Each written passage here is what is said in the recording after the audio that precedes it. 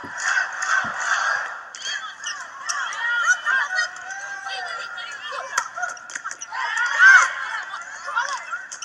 to Dolly Santana, right into the block, but blocked out of bounds. That's the kind of power behind her swings. Very strong swing, and Dolly Santana has a very high reach and rip, but you'll see her arm swing very fast. When she gets cranking and that ball hits the ground, there's not going to be much that can stop her.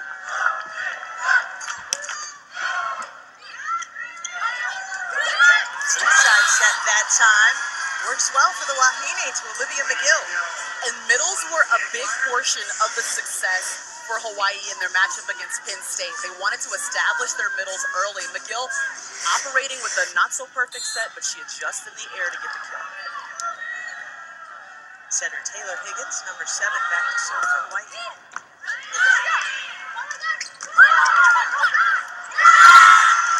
Sometimes it's just that little trick that can set a team out of rhythm. And you can see maybe early there's a little bit of nerves here in this matchup. Both setters working on timing with their middles, looking for that clean swing, and you might see that in the first few points of the first set.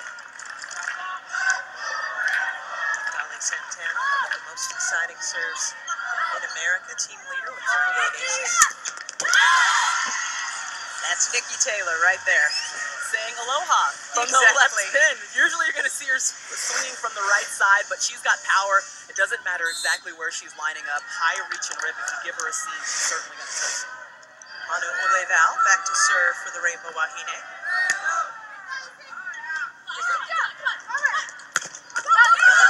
Runs into some frontline defense. Set outside now to Greeley.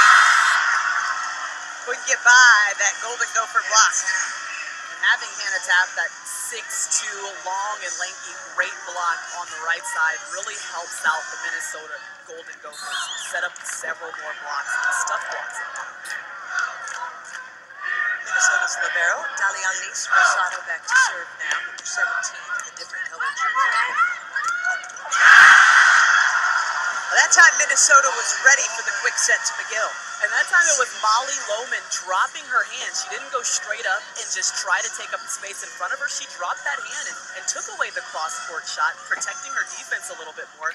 It's really good blocking out of there. Lohman, the sophomore out of Mankato, Minnesota, with 7 block assists in each of Minnesota's last 2 tournament matches. Reaches further back. Santana keeps Minnesota in the point. Rosado sends over the free ball.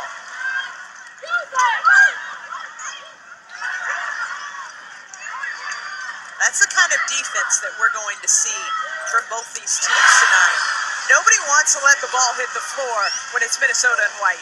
That's right, and everyone's going to be all over the floor. Dolly Santana is really hustling here, getting all the way out of the court, keeping the ball alive. 2 free balls, and finally Hawaii comes up with the kill, going to their go-to hitter, Nikki Taylor. Quarterback of Hawaii's defense, Savannah Kamakai serving. Off the block, point Golden Gophers. I like the decision to run 2 quicks right in front of the setter there. That causes the middle blocker for Hawaii to make a decision. You run 2 double quicks right at her and just play a guessing game as to who the setter's going to set. Katie Shaw serving now, the junior out of Richland, Michigan for Minnesota. Excellent choice by Paige Tapp, right in the middle of the net. Some reminders, basics on the college volleyball rules. Best 3 of 5 to win the match. Rally scoring each time the ball hits the ground. A point will be scored.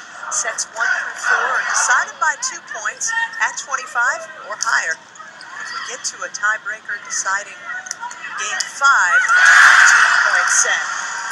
Minnesota's block has come to play early. Sarah Wilhite just camping out on Nikki Taylor right now. You see that? All 4 hands over. Wilhite finishes with her block into the court. It's a good press, but an even better finish. A 5-1 run for the Golden Gophers has them leading 7-3. Santana from the back row gets it just inside the corner. Having Santana playing your middle back position gives you a pipe and an opportunity for an extra hitter. And early Minnesota playing the disciplined volleyball that we expect. Finals. Taylor Shaw continues to serve for the Golden Gophers across the break.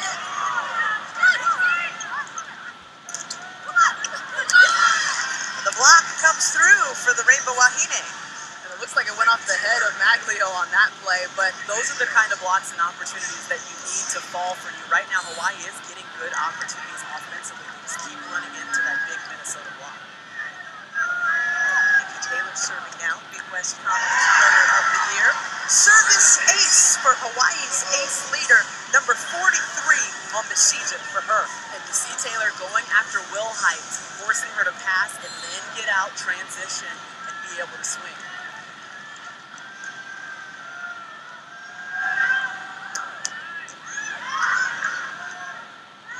Santana calling from it from the back row. An attack error. The Rainbow Wahine, 29-1, went 16-0 in the Big West to win the conference championship, presently on a 24-match win streak. They not only lead the NCAA in blocks per set, they lead in winning percentage. The Rainbow Wahine have only one loss on the season, and that came at home in 5 sets to UCLA, September 6th, as Taylor gets another ace to shorten that Minnesota lead to only 1 point. There's a timeout on the floor, and we will take it with them. Never played that well in conference, in the strongest conference, by the way, Maria, that sent 9 teams to the field of 64 this year. Remember, Kara, this is a Minnesota team that did not make the tournament field a season ago. They went 19-12, and this is a team that really was looking forward for the opportunity to play the following season and prove exactly the type of team that they are, and only having 4 losses in conference that just goes to show the wonderful coaching job that Hutch has done this season. Number 2 national seed for Minnesota, its highest in program history. Nice stick there by Rosado.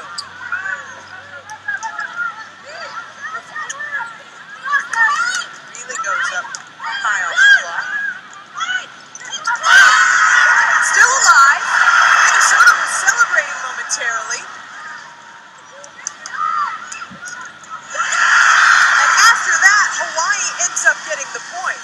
And that's what Hawaii does. They will frustrate you as a hitter just when you think you have a kill. Look at that great hustle by Kahakai, and the ball stays alive. The Rainbow Wahine are just the queens of keeping every single ball off of the ground. They will frustrate the offense quickly. Used to hate playing against teams that have such great scrappy defense. Rosado outside the box to Santana, and she spied a spot where there were no Wahine waiting.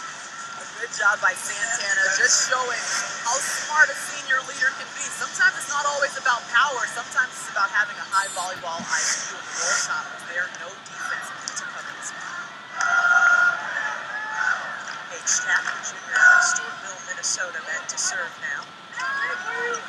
Taylor, big swing, dug up. And then Minnesota finishes with the point, but that point might belong to Alyssa Gaynor. Yeah, and a great job getting up early. And Sylvia Swinson going up, jumping with that ball, because she could have gone over on 2 because she is the front row, but she drew the block and still decided to go to the second.